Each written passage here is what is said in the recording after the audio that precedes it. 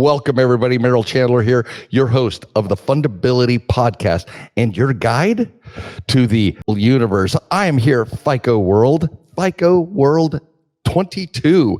And that's not number 22, that's 2022.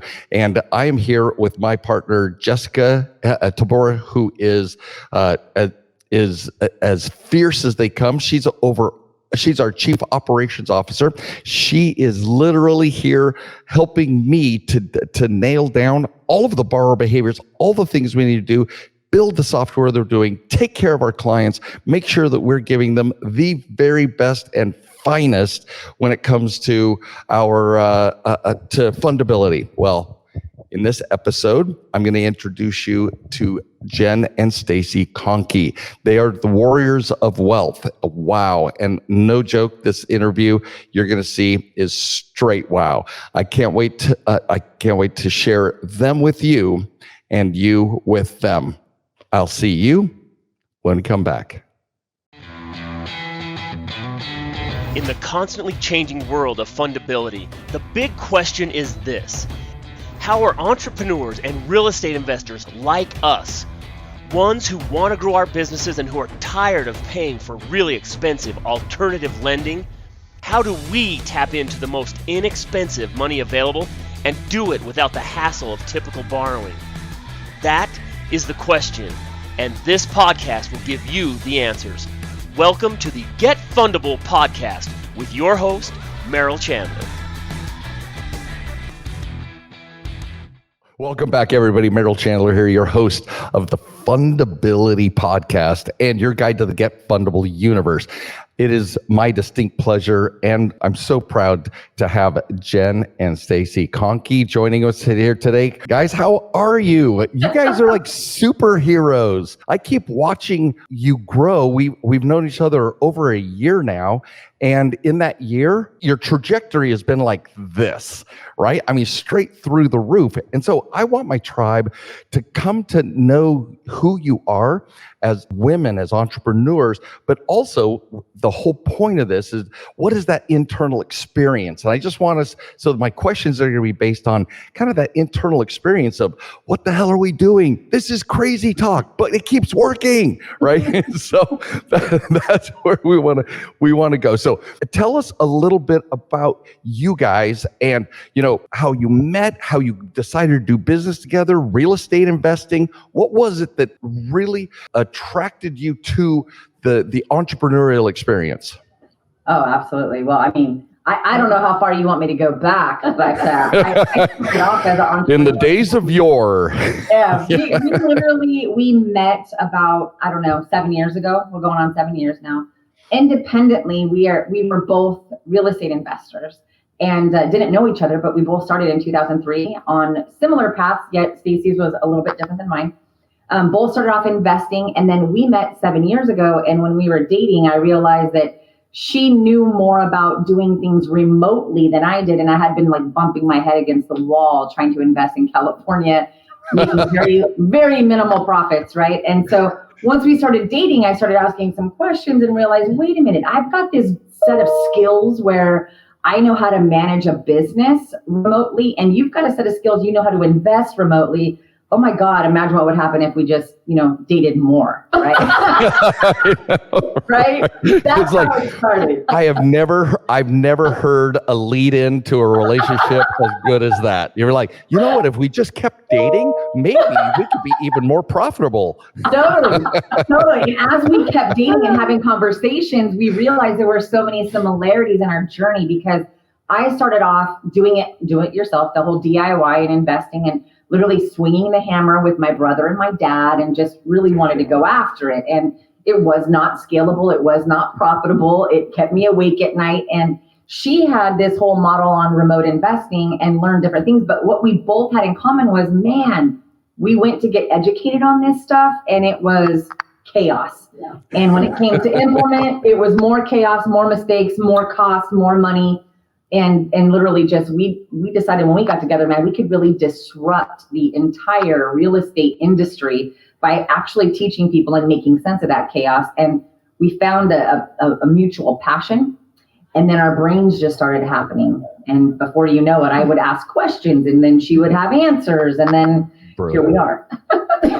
See, that's phenomenal. And we just happen to be dating on the side just because it still works out nicely because we're brilliant business partners. Right. So, okay. So Stacy, from your perspective, you're coming at this same experience, right? Your expertise was investing remotely. She was managing. So what was it that you saw? Well, it's funny because when we got together, we just started investing together, and so it was a matter of when we started doing that, and then as we were just doing it, Jen was learning the remote investing side of it, and I was learning more about like how to look at things at an even higher level strategy. Jen thinks at a very, very high level and she looks at strategy in a way that I never knew how to. And so as we were just investing together, we just started like coming up with a system and a process to make sure that like every T got crossed, every I got dotted, and not just the detail side of it, but then from a high level strategic area too. Like every purchase we made had a purpose to it. It wasn't just like previously. I was more like just random buy whatever I could because I was pick another property. Throw a dart, right? Throw a dart. Yeah. Okay, so it really all started when we were dating, and then we were investing together as part of our. Well, we were at that point we were further along than dating. Right. This has been over 7 years. But yeah, as we did that, we started really refining our business. That became our business. That became a lot better because of our very complementary skill sets. And then a couple of years ago, and I've always been one to train and teach. Everything that I do, I always want to train or teach somebody how to do it. Share the love, right? We kind of refined those processes and got them very solid. That's when we started being like, you know what? Maybe we can make this not so difficult for everyone else. We've done all the heavy lifting, right? So I get to drop the bomb. Their organization is called WOW, Warriors of Wealth. Okay. And I call them Amazonian warriors because these two are literally amazing at, you guys have shared with our stuff with so many of your clients, and they've become our clients, and they speak so highly of this exact step-by-step organizational process. They swear by you. And so, of course, I just want to get them funded so they can do more with you. So tell me in this, because I've been in business and relationship, what were some of the landmines that you A, stepped on, and B, were able to avoid? But I want to know the nitty gritty of the ones you didn't miss. Oh my God. Well, I'm going to take a stab at this, because when we first got together, I had been in corporate America for 22 years doing investing on the side. And Stacy, well, Casey's our COO. She's our COO, sorry. Yeah, I mean, like, well, that's our third. Yeah. It's our third powerhouse woman. Yeah, she's exactly. Yes. Yeah. And so, but Stacy had been an entrepreneur for the entire time, right? I literally was still in corporate America doing real estate on the side. So I had a team in corporate America, right? So if the toner and the printer needed to be changed, there was someone for that. If there was a jam in the copy machine, there was someone for that. And I literally was just so used to having a huge team that I could delegate to and go really fast. Well, now when we got together and we started investing together, her whole role in the business was acquisitions, analyzing the deals. And mine was, let's check out with contractors, scope of work, implementation, like getting it done. And we divide and conquer in a very cool way. But one way that was disastrous for us in the beginning was I didn't have the doer mentality, right? I had that needs to be done. How do you think we're going to get that done? And then he was like, well, you're going to go do it. And wait a minute. No, I'm used to having a team for that, right? So that was a struggle in the beginning. It was me trying to become a doer versus the up here strategist that delegates. Yes. So I've had the copier suffered. It blew up over and over again because no one was there to change the toner. Yeah, I'm just laughing while you're telling that story because there's a massive difference between. Yeah, right. It still works. No, there's a massive difference between strategy and tactical implementation, right? And when there's only two of us, then all of a sudden somebody's got to pull the actual trigger, not just aim the rifle. So, Stacy, from you, what's a landmine that just blew up? It's funny because I'm trying to, I know you want nitty-gritty, so I'm trying to come up with it. We work really well together, so we don't have a lot of those, but I think one of the things that has been comical, if not maddening, for both of us is we have very different communication styles, and we will be like, blah, blah, blah, I know, blah, blah, blah, blah, blah, blah, blah. And we will realize after saying multiple things that we're literally saying the exact same thing in two different ways. And the way our brains work, like we just don't realize that we're literally right here. We're like, no, blah, blah, blah, blah. And so I don't know. That's probably been one of the most, it's entertaining. It's very entertaining. It's very entertaining because later. It's entertaining later.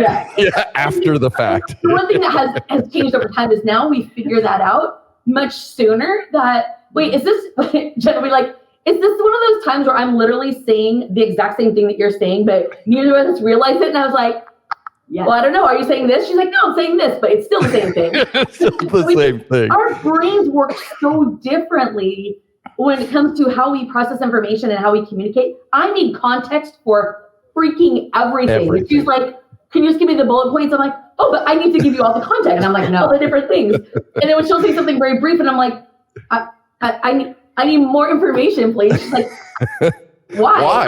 I gave you all 3 bullets. Yeah. So as much as I gave you 5 bullets, man, what more do you want, right? Right. So that's entertaining. So does that relate to does that relate? Because in my business, I talk about lender love languages. You got to speak the lender's love language, right? Yeah. You guys sound like in a pie chart. It sounds like you guys cover all the pieces of the pie. They're just strawberries on one side and blueberries on the other, but the whole pie is being taken care of, right? Yes, right. Exactly. Good way to describe it. That's a very good way to describe it. So what are some of the landmines that you were able to avoid? Like where you're like, oh, landmine alert, we saw that thing coming from your, and then I want to know, part B, I want to know how you're translating that into teaching and training your students, your tribe, to stay out of the whole damn landmine field. Yeah. I think probably the biggest thing that we discovered very early on that helps us avoid landmines is that I am one of those, I'm a shark, right? I'm like fire. Drop my young and keep swimming. Fire, ready, aim. That's always been me. Fire, ready, aim. And it's taken me about, 2 decades in corporate America to learn to kind of step back. Let's go slow. Let's plan this out, then go quick and execute. And then Stacy's great skill, but can also be a detriment, is that she analyzes the shit out of everything. Where I'm like, come on, Pull the trigger. But here it helped us, the fact that I will go and she will analyze. And then there's times where I want to analyze and she wants to go. And we literally will ebb and flow through that. But what helps us with that the biggest landmine is I will get myself into situations where I just want to take action. And there have been a couple of times where I have just taken action, and Stacy will come in and ask some questions. And one of the biggest things that we always teach our students is that you've got to ask questions, you've got to analyze, you've got to make calculated risks. So for us, I wouldn't calculate it at first. I would just decide, and then she'd come in from behind with the armchair quarterback and be like, well, what about this, and that? I don't know. I didn't ask that question. And she'd be like, well, but listen, because don't we need to know this, and I don't know if we need to know that. Do we? Do we need to know that? Oh, shit. It's not one of the bullets. We need to know that. Right. And so, but it happens very quickly because of the system we have in place to communicate, knowing that we have a communication gap. And that sometimes we misfire. We make sure that we huddle up and we talk about shit before we make major decisions. But did we know that in the first year? No. It took us the first year to figure that out. So now it's like, okay, we need to have a meeting at this time of the day, this time of the week. This is how we plan it. Then we can make better data-driven decisions. Whereas before, when you're an entrepreneur, and most of us that are entrepreneurs are just very highly aggressive and want results. So we tend to act quickly. Implementation first. Yeah. Sometimes that hurts you when you don't step back and kind of think it. So what we have developed over the years is something that I learned from Genghis Khan. I know it's random. It has no, I love historical figures teaching business truths. Exactly. Genghis Khan has a slow, quick strategy that he would go about when he was battle planning. So we call it our battle planning, and we think about stuff now all the way through in terms of what is the year going to look like, and then what's your role, what's my role, we talk about it. But when we're getting into a situation and we're analyzing things, that's not my strength. So I'll be like, you're all in, you're on it, right? You got this, you analyze it, then we come together and we make decisions. But before that, if you just want to make a decision and go, there's going to be some consequences if you didn't think it through. So we like to go slow, quick, and think about what are the ramifications? How is that going to move this? How is that going to affect this KPI? What's that going to look like in 6 months? And most of the time, we're always asking ourselves, what's that going to do for our fundability? Nowadays, it's like, I know. We have one more bullet. Where's our fundability going to be affected by? Isn't that's a real thing, right? So it is a real thing, for sure. I'm here at FICO World, and I'm sitting here listening to FICO personnel teach lenders. So what if you had a customer-centric experience? Instead of looking at products, what if you were to look at the whole borrower as a whole? Whether or not they have a house with you, whether or not they have an auto loan with you, what if they had a car? And I'm like, oh, you mean relationship building, long-term? And Jessica and I are looking at each other going, we got to get our software as fast as possible to these lenders because it's a holistic approach. And that's what you guys are telling me, that you're using both of your skill sets to deliver this holistic approach. So give me an example of a house or an example where you came in and you went slow, quick. I think the most recent example would be the motel that we closed on in January would probably be the best example. And it's because it's outside of our normal business model. We don't typically invest in motels, right? We buy apartments or duplexes, triplexes, quads had been historically what we have been into. But going in and doing apartment investing is a lot different than doing motel investing. So guess who didn't analyze that deal? Instead, hey, it's outside of Zion's. Let's get it. Exactly. In that particular acquisition, we looked at, okay, who's good at what? And if it's a new industry, our chief operations officer just happens to come from a hospitality background. So we took a holistic approach of, okay, we're going to ask her questions and leverage her experience. We know we have boots on the ground with our business partner that's there. And then, I know that Stacy can analyze anything to death and demonstrate whether it's solid or if it's not. But I also know that if I was going to be in a leadership position at the motel, I could come in and assess what does that leadership team look like? What's the staff look like? What changes would we need to make? So we just very quickly analyze, all right, here's where you can play the role, here's where I'll play the role, and here's where the business partner that's boots on the ground plays a role. And let's come up with our plan. So our business partner went through with all acquisitions, figured out all funding. Stacy had analyzed it to death. We'll just leave it at that. Thank God.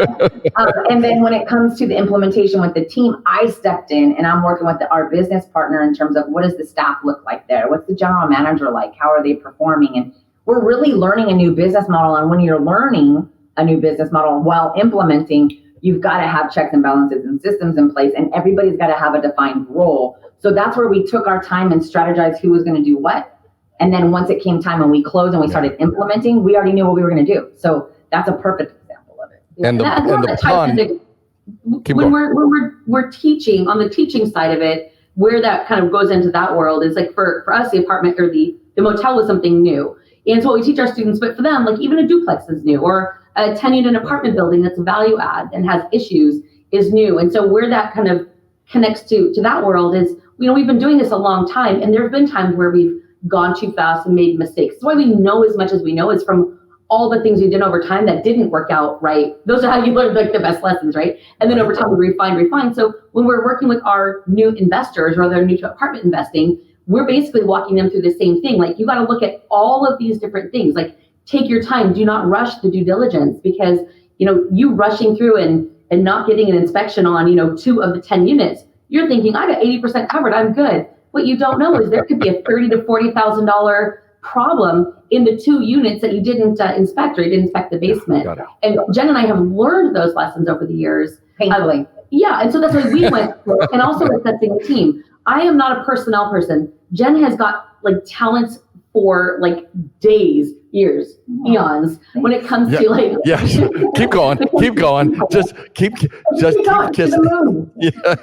eons of time. I mean, truly. So that's just what we try to do, is we try to not only in our own investing take that slow, quick approach. We try to teach that with our students as well. because what we don't want them doing is going so fast. Like we try to encourage them to do like one deal at a time, because there's so much that you learn with every single transaction. If you're just rushing through to check the boxes, you don't even know what you learned.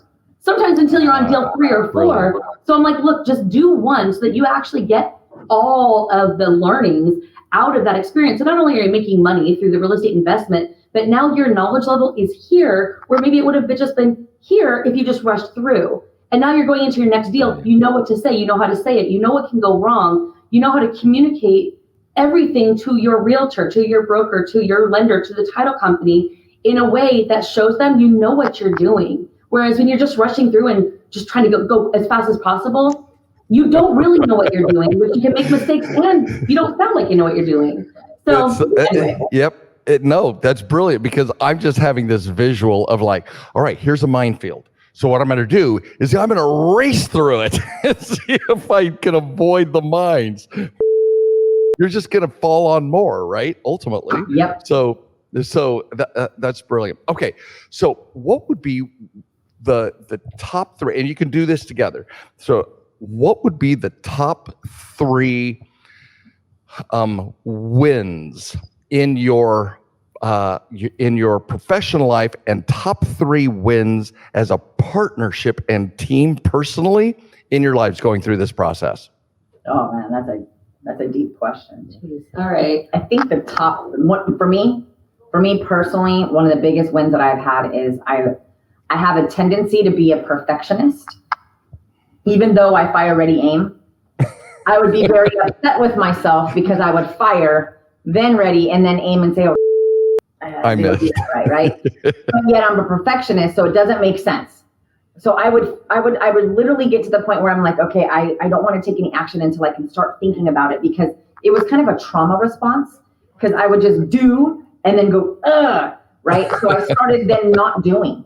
And then it was inhibiting me from getting any results. So I froze, especially leaving corporate America and coming in full time to investing. Because when you're in corporate America and you're doing this side hustle, if you will, and you're going through the motion, it's safe because you still have your 9 to 5 income coming in and it feels more secure. But then when you're just, I made the decision to leap 7 years ago, and it's like, whoa, okay, now this is really it. I can't mess this up. I can't do this fired and then figure it out later stuff. Or can I? And Stacy taught me, yeah, you can. I've been doing it for 20 years. This is all you do. Like, this is just how you do it, right? So I personally learned to let go of what I defined as failure and redefined it as it's just feedback on how I can improve. That was my top personal win. Brilliant. It's information, right? It's literally you're failing forward because you learned the lesson. So absolutely brilliant. Stacy? I think that because we're talking about our investing, the other side of it, probably what's been more challenging to me has just been what we've engaged in the last 2.5 years has been on launching Warriors of Wealth. Because investing, I've been doing investing for 20 years, so it's not super challenging anymore. Every deal has something new it throws in, but on the Warriors of Wealth side, I think one of the things from a personal standpoint that we had to get really comfortable with is being comfortable, being uncomfortable. Like every single thing we did was something we had never done before. We didn't know how to do Zoom. We didn't know how to have all these different softwares that we were going to need. We had to do video, and we didn't understand how does the sound connect to this? And we still deal with technology challenges. But I think one of the things I'm most proud of for both of us is our willingness to do the scary thing. And of course we launched it right when COVID was starting. So that was, well, there's that. It could have been really scary, and we just embraced it. We were just like, we have a purpose.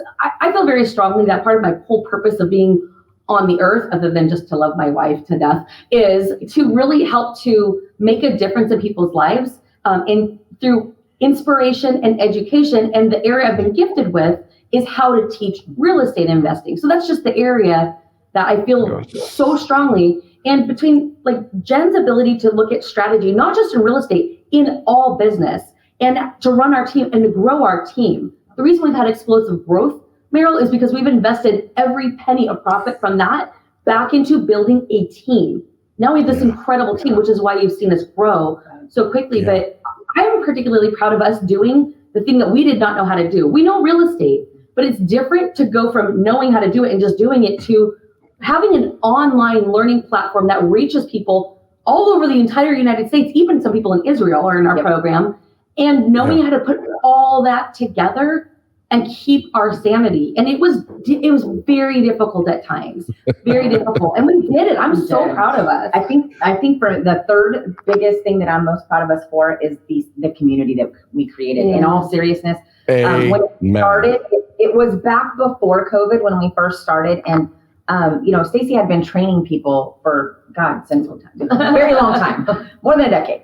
And at that point in time, I could tell she was very passionate about getting them results and helping them get in the end zone because we independently took different training courses and got different results. And, it all depends on how you implement and how you're coached through that. And I realized, well, she's impacting one life after another while we're also still investing, but she gets this really cool high off of them getting results. What if we could go from a one-to-one to a one-to-many? And I had this vision of a community of people that were basically teaching our system too. And then I thought, well, that'd be awesome. We're creating our own little army. And then eventually we have this army of GPs that we could raise money and we could really blow the roof off. And she was like, yeah, and we'll impact all of their lives. And I was like, yeah, that too. That too. Oh yeah. But like, hold it. We're going to take over real estate investing in America and people will feel good about themselves. And we're like, yes. Yes. That's what I meant to say. Right? So you can see that the difference. I love you two. I love you two so much. Yeah, she's the one who's like wants to uplift the world, and I'm like, we can change the world through the people you're uplifting, though, right? Yes. So I take one step higher, of course. And now, knowing that that's the vision, we go in, we start doing it, and now we've got like over 150 students that we absolutely love and adore, and can't wait to do shit with them quarterly. And so that's probably, we're having so much fun. And it was like, we could have continued our course of just investing and living our dream and having fun and doing this one-on-one thing, but this is so much better. It's so much better. Yeah, you guys literally are the yeast in the bread, right? I mean, there's just so much more loaf when you guys get in there. What are you up to now in your tribe? Your Facebook just keeps blowing up. And when I looked at your numbers, I'm like, hold it. Wasn't it? It was like 8,000 the last time I checked. Where are you guys now? That 20,460 was this morning. Yeah. Ladies, this is crazy talk. You guys are so influential. Yeah, it feels good. And right now, what we're doing, what we're most proud of right now, Merrill, is in 2022, we're doing these quarterly intensives with our students because one thing that we realized very, very early on this year is that we're alone. And when you're a real estate investor, you're kind of alone. And there's everybody around you is like, you're crazy. What do you mean you don't go to your properties? What's going on? Like, don't you just want a secure 9-to-5? And so there's not a lot of community for anybody that's doing real estate investing to actually talk to, confide in, or let's just say a contractor won't reach back out to you or something's going wrong. You don't really have anyone to lean on. So that's why we created the community. Well, now when we do these intensives every 3 months, we're doing a quarterly intensive and we're bringing the students in and we're teaching them, but they're also meeting each other in person, which is huge considering COVID had us all isolated. Yeah. And now they're doing deals together. They're becoming family and becoming friends. And we just get to witness it. Yes. And now we're just addicted to when's the next intensive, Ramping up, preparing. You guys, no joke, man. Because I talk to so many of your crew, right? Your tribe, your family, your clients. I just love, because my experience is the same. So we're sitting here, we're like mutual we're all fangirling over you guys while we're in a fundability session going, I know, right? Jen and Stacy and Jen, they're like mavens. So I absolutely love that I get to share that experience from knowing you guys and watching the influence you have over our mutual clients and me being able to help however I can get some more cash in their pockets to do more deals that you guys are training them how to do. So it's you a guys, beautiful relationship. It really is. I thank you so much for joining. This was supposed to be in, I believe it was March when we had Women's Month. And now we're just going to have an entire May month for you guys. We're just going to spotlight you on our podcast because I'm so excited to have been able to spend this time with you and final words, what would be your one for my listeners, men, women, and everybody in between? What would you say is your number one recommendation, the number one key to the kingdom? Well, I'm sure we might have varying answers, but I'm going to give mine because, it would just be weird if I didn't. I feel like there's a lot of things going on now in the world right now with the economy and fear tactics and the media pressing all of these things about inflation and be careful, discretionary spending, all of those things. And I would just say the one thing that I would love to see most Americans do, if you can, is figure out how to get your money into a hard asset. And the best asset is real estate. So don't watch the news and freak out and panic. Instead, burn those calories researching, well, where can I put my money? Right? The government's been printing money since 2008. They've actually printed more money in the last 2 decades in the last 2 years than they did the previous decade. That tells me the value of the dollar is declining. So you got to get it into a hard asset that'll pay you back.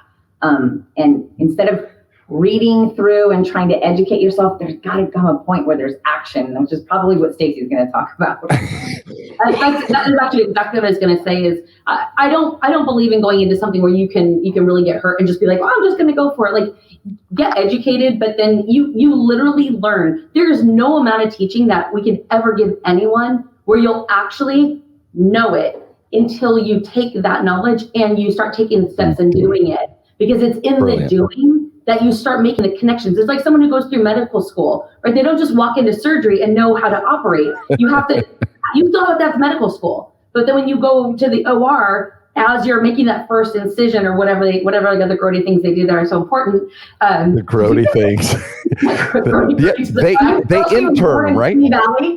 Grody. I said Grody. I totally love it. No, I'm with you. I'm with you. Say, but that's why you're an intern, which is what you guys offer somebody who's considering real estate investing. So thank you for that. It is do it, but do it in the guidance of somebody who's a pro, right? You're interning before you actually have the to use your metaphor, the scalpel yourself, right? So how can people get a hold of you? Because most of my tribe are real estate investors or otherwise. How do they find out more about you two and Warriors of Wealth?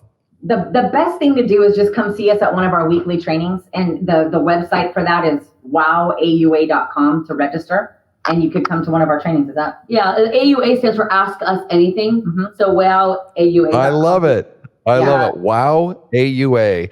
And